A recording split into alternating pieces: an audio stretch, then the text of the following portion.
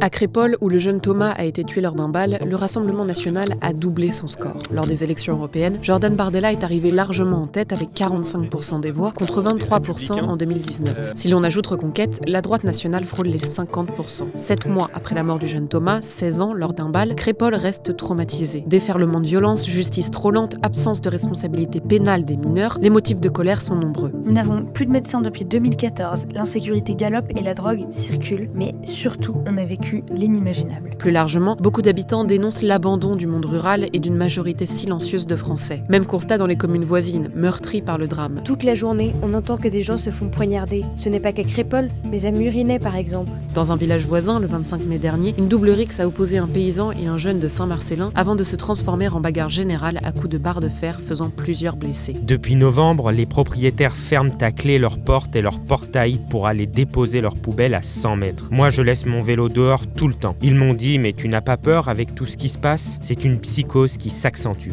Un traumatisme particulièrement présent chez les enfants, dont certains frères et sœurs étaient présents dans la salle des fêtes le 18 novembre. Les gamins ne veulent plus sortir. Ce sont des gens qui n'ont jamais rien connu et qui deviennent un peu paranoïaques. Ils ont vu ces coups de couteau et voir que ce n'est pas un cas isolé renforce ce sentiment. Ils ne sortent plus et organisent des soirées chez eux pour éviter les incidents. En attendant, la mère, elle, a décidé qu'il n'y aura plus de bal. Il faut laisser passer du temps, cet événement ne s'oublie pas.